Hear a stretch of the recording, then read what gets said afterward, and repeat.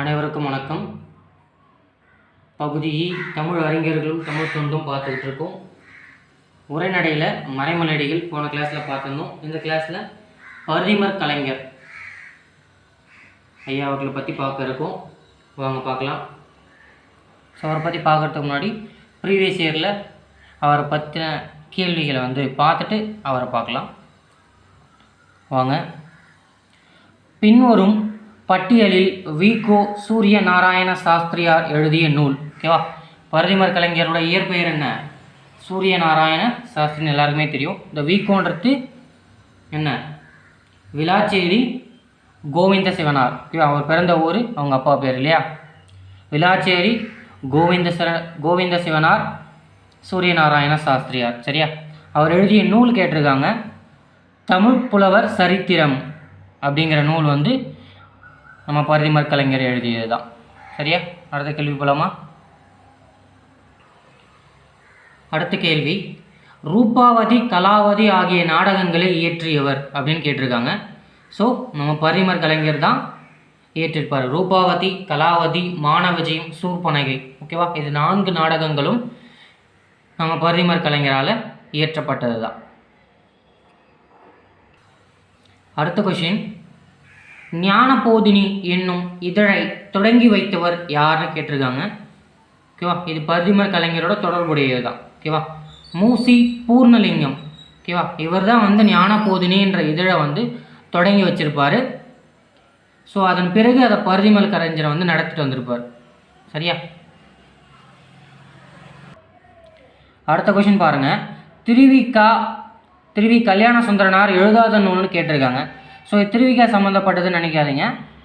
So எழுதாத நூல்னு பார்த்தோன்னா சித்திரக்கவி. ஓகேவா? சித்திரக்கவின்றது நம்ம பரிதிமர் கலைஞர் எழுதிய நூல். ஸோ அது நமக்கு நல்லா தெரிஞ்சிருந்தாலே ஸ்ட்ரைட்டாக நம்ம சித்திரக்கவியை சூஸ் பண்ணிடலாம் இல்லையா? ஸோ அதுக்காக இந்த கொஷின். ஸோ சித்திரக்கவி பரிதிமர் கலைஞர் எழுதிய நூல். அடுத்த கொஷின், குமரகுருபரரின் நீதிநெறி விளக்கம் என்னும் நூலில் எத்தனை பாடல்களுக்கு பரிதிமர் கலைஞர் உரை எழுதி உரையாசிரியராகவும் விளங்கினார் அப்படின்னு கேட்டிருக்காங்க. ஸோ நீதிநெறி விளக்கம் 8th தமிழ் புக்கில் கல்வி அழகே அழகுன்னு ஒரு பாடம் இருக்கும். ஸோ அதில் நீதிநெறி விளக்க பாடல்கள் பாடல் இருக்கும். ஸோ நீதிநெறி விளக்கம் கடவுள் வாழ்த்து உட்பட 102 வெண்பாக இருக்குது. ஸோ அதில் 51 பாடல்களுக்கு பரிதிமர் கலைஞர் உரை எழுதியிருப்பார். சரியா? 51. அடுத்த கொஷின், நாடகம் படைத்தல், நடித்தல், நாடக இலக்கணம் இயற்றல் ஆகிய முக்கோணங்களிலும் நாடகத்திற்கு தொண்டாற்றியவர் யாருன்னு கேட்டிருக்காங்க. ஸோ நாடகம் படைச்சிருக்கார். ஓகேவா? ரூபாவதி, கலாவதி, மானவிஜயம், சூர்பனகைன்னு சொல்லிட்டு 4 நாடக நூல்கள் பரிதிமர் கலைஞர் இயற்றிருக்காரு. நடித்தல், ஓகேவா? ரூபாவதி கலாவதின்ற பெண்பால் வேடமிட்டு அதில் நடிச்சும் இருக்கார். ஸோ நாடக இலக்கணம் இயற்றல், ஓகேவா? நாடகவியல்ன்ற ஒரு நாடக நூல், முக்கியமான நாடக நூலை இயற்றினதும் அவர் தான். ஸோ ஆகிய முக்கோணங்களிலும் நாடகத்திற்கு தொண்டாற்றியவர் நம்ம பரிதிமர் கலைஞர். சரியா?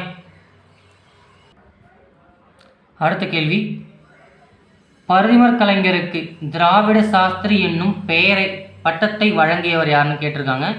சி.வை. தாமோதரனார். சரியா? இவரை பற்றி ஜூனில் குரூப் 4ல் ஒரு கேள்வி கேட்டிருந்தாங்க. தமிழ் பதிப்புலகின் தலைமகன். ஓகேவா? அது நம்ம சி.வை. தாமோதரனார் தான். ஸோ அவர் தான் பரிதிமர் கலைஞருக்கு திராவிட சாஸ்திரி என்னும் பட்டத்தை வழங்கினார். சி.வை. தாமோதரனார் வேண்டுகோளுக்கு இணங்க தான் நாடக இலக்கண நூலான நாடகவியல் என்னும் நூலை பரிதிமர் கலைஞர் எழுதியிருப்பார். அடுத்த கொஸ்டின் பாருங்கள். பரிதிமர் கலைஞர் என்று போற்றப்படக்கூடியவர் யாருன்னு கேட்டிருக்காங்க. ஸோ விளாச்சேரி கோவிந்த சிவனாரின் மகன் சூரிய நாராயண சாஸ்திரியார். சரியா? சூரிய நாராயண சாஸ்திரி என்னும் தன் இயற்பெயரை தமிழ் பெயராக மாற்றி பரிதிமர் கலைஞர்னு சொல்லிட்டு தனிப்பாசுர தொகைன்னு அவர் ஒரு நூல் எழுதியிருப்பார். அந்த நூலில் தான் பரிதிமர் கலைஞர்ன்ற தமிழ் பெயர் மாற்றிருப்பார். ஸோ போன கொஸ்டின் தான் பார்த்தோம். திராவிட சாஸ்திரி என்ற பெயரை கொடுத்தவர் யார்? சி.வை. தாமோதரனார். அடுத்த கொஸ்டின், தமிழ் பயிலும் ஆர்வமிக்க மாணவர்களுக்கு தம்முடைய இல்லத்திலேயே தமிழ் கற்பித்ததுடன் அவர்களை இயற்றமிழ் மாணவர்கள் என்று பெயரிட்டு அழைத்தவர் யாருன்னு கேட்டிருக்காங்க. நம்ம பரிதிமர் கலைஞர் தான் அப்படி அழைத்திருக்கார், இயற்றமிழ் மாணவர்கள். சரியா? ஸோ அடுத்த கொஷின். ஸோ இது லாஸ்ட் இப்போ நடந்த குரூப் 2 2A கொஷின் பேப்பர்லேருந்து கேட்ட கொஷின் தான். நமது தமிழ் கட்டுரையின் வழியாக தமிழை உயர்தனி செம்மொழி என்று பெருமைப்படுத்தியவர் யாருன்னு கேட்டிருக்காங்க. நம்ம பரிதிமர் கலைஞர் 1901 தான் 4ஆம் தமிழ்ச்சங்கம் வந்து பாசுகர சேதுபதி தலைமையில் பாண்டித்துரை தேவர் மேற்பார்வையில் நம்ம பரிதிமர் கலைஞர், உவேசா, ராகவனார் இவங்கெல்லாம் சேர்ந்து 4ஆம் தமிழ்ச்சங்கம் நிறுவியிருப்பாங்க. 4ஆம் தமிழ்ச்சங்கம் 1901 நிறுவியிருப்பாங்க. இந்த தமிழ்ச்சங்கத்தினுடைய இதழான செந்தமிழ், அந்த செந்தமிழ் இதழில் உயர்தனி செம்மொழி என்று ஒரு கட்டுரையை வந்து பரிதிமர் கலைஞர் எழுதியிருப்பார். ஸோ உயர்தனி செம்மொழி என்று நிலைநிறுத்தியவர் அப்படின்னு கேட்டாலும் நம்ம பரிதிமர் கலைஞர் தான். சரியா? ஸோ அடுத்ததாக அவரை பற்றின ஒரு முக்கியமான குறிப்புகளோட நம்ம அந்த கிளாஸை முடிச்சுக்கலாம்.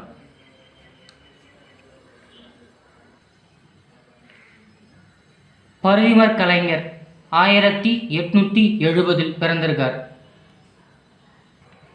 ஸோ அவர் எப்போ பிறந்திருக்காருன்றதே ஒரு ப்ரீவியஸ் இயர் கொஷின் தான். அந்த கொஷின் பேப்பர் நான் லாஸ்ட்டில் அதை கொடுக்குறேன். சரியா? 1870 தான் பிறந்திருக்காரு. 1903 மறைந்திருக்கார். சரியா?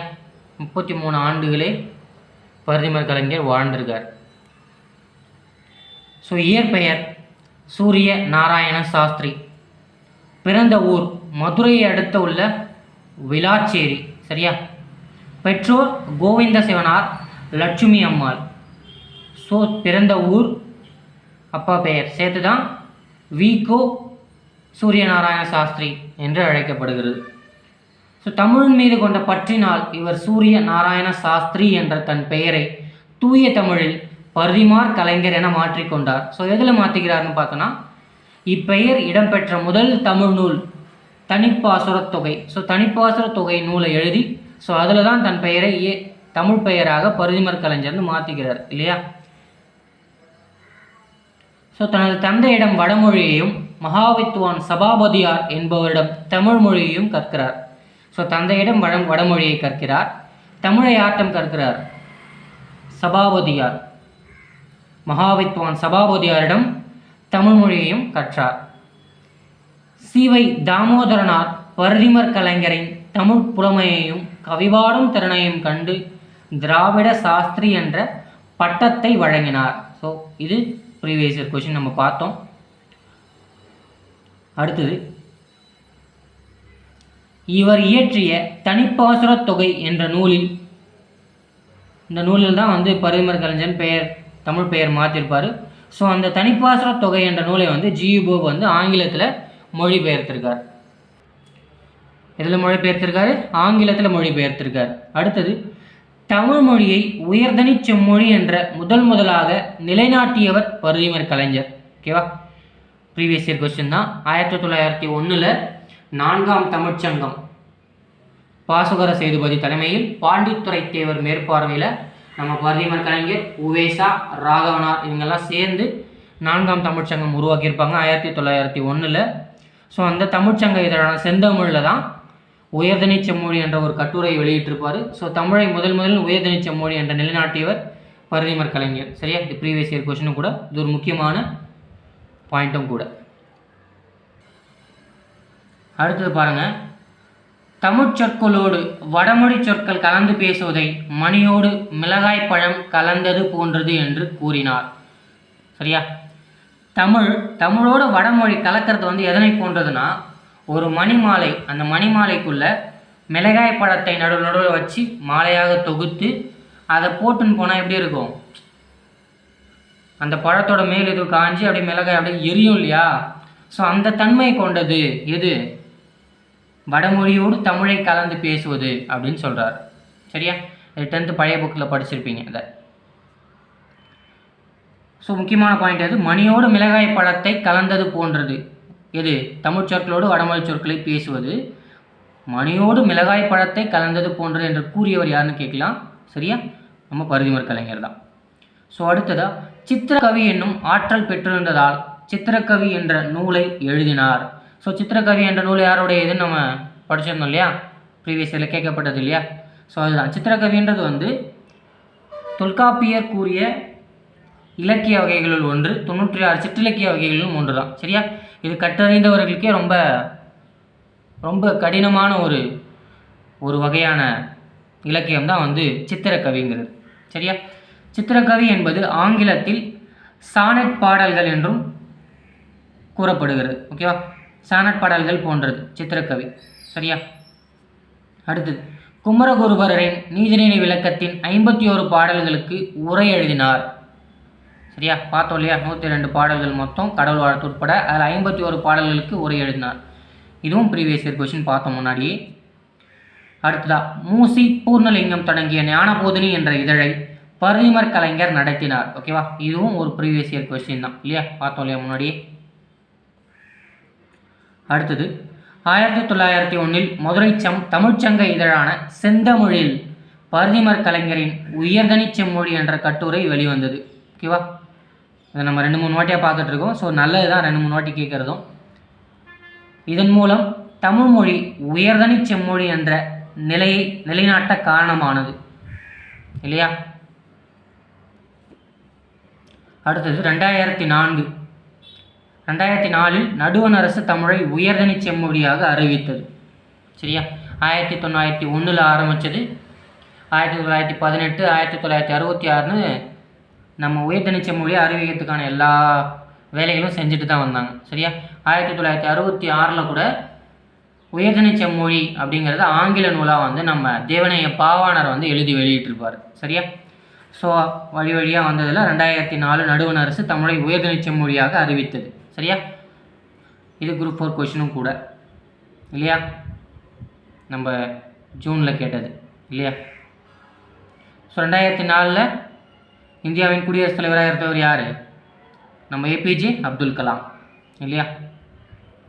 ஸோ அடுத்தது, மதுரையில் 4ஆம் தமிழ்ச்சங்கம் நிறுவ முயன்றோரில் பரிதிமர் கலைஞரும் ஒருவர். பாசுகர சேதுபதி தலைமையில், பாண்டித்துறை தேவர் மேற்பார்வையில் பரிதிமர் கலைஞர், உவேசா, ராகவனார் ஆகிய பேராசிரியர்கள் துணையுடன் மதுரை தமிழ்ச்சங்கம் 1901 நிறுவப்பட்டது. ஸோ இதே நான் 3வது 4வது வாட்டியாக சொல்கிறேன்னு நினைக்கிறேன். ஸோ 2-3 வாட்டி கேட்குறது நல்லது தான், போர் அடிக்க நினைக்காதீங்க. ஸோ இது முக்கியமானது தான். சரியா? நிறுவியவர்கள் அல்லாதவர்கள்னு கேட்டுருவாங்க. ஸோ பாசுகர சேதுபதி, பாண்டித்துறை தேவர், பரிதிமர் கலைஞர், உவேசா, ராகவனார். சரியா? இல்லாதவர்னு கேட்டாங்கன்னா கன்ஃபியூஸ் ஆகிடுவோம். ஸோ இது தெரிஞ்சுக்கிறது ரொம்ப நல்லது. அடுத்தது, இவர் தனது மாணவர்களை இயற்றமிழ் மாணவர்கள் என்று அழைத்தனர் இல்லையா? ஸோ இதுவும் ப்ரீவியஸ் இயர் கொஸ்டின் தான், பார்த்தோம் முன்னாடியே இல்லையா? அடுத்ததான், தமிழர் முன்னேற்றம் பற்றி சிந்தித்து செயலாற்றுவதையே தமது வாழ்நாள் கடமையாக கொண்டிருந்தார். நம்ம பரிதிமர் கலைஞர் வந்து தமிழர்களின் முன்னேற்றம் பற்றி சிந்தித்து செயலாற்றுவதை தனது வாழ்நாள் கடமையாகவே கொண்டிருந்தார். அடுத்த பாயிண்ட், தமிழர்களுக்கு தாய்மொழி பற்று பெருக வேண்டும் என்பது எனது பிரார்த்தனை என்று கூறியவர் யார் கேட்டிருப்பாங்க? பெரியார். சரியா? 10th ஓல்டு புக்கில் இது கொடுத்துருப்பாங்க. ஸோ அதையும் அப்படியே காப்பி பண்ணியிருக்காங்க. ஸோ தமிழர்களுக்கு தாய்மொழி பற்று பெருக வேண்டும் என்று பிரார்த்தனை என்பது எனது பிரார்த்தனை என்று கூறியவர் யார்? பெரியார். பரிதிமர் கலைஞரின் நாடகங்கள். சரியா? ரூபாவதி, கலாவதி, இது ப்ரீவியஸ் இயரில் கேட்டிருக்காங்க இல்லையா? பார்த்தோம் இல்லையா முன்னாடியே? ஸோ பரிதிமர் கலைஞரின் நாடகங்கள் ரூபாவதி, கலாவதி, மானவிஜயம், சூர்பனகை.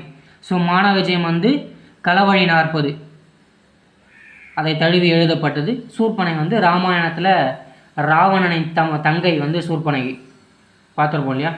ஸோ அவங்கள வச்சு ஒரு நாடகமும் எழுதியிருக்கார். இவர் ரூபாவதி, கலாவதி என்னும் பெண்பால் வேடங்களை ஏற்றும் நாடகங்களை நடித்திருக்கிறார். சரியா? ஸோ பெண்பால் வேடங்கள் ஏற்று நடித்திருக்கிறார். அடுத்தது, மானவிஜயம் என்ற நாடகம் களவழி 40 ஆசிரியர் பொய்கையார். அவர் எழுதிய களவழி 40 என்னும் நூலை தழுவி ஏற்றப்பட்டது தான் மானவிஜயம். சரியா? சூர்பனகை என்பது புராண நாடகமாகும். ஓகேவா? கம்பராமாயணத்திலிருந்து வந்தது.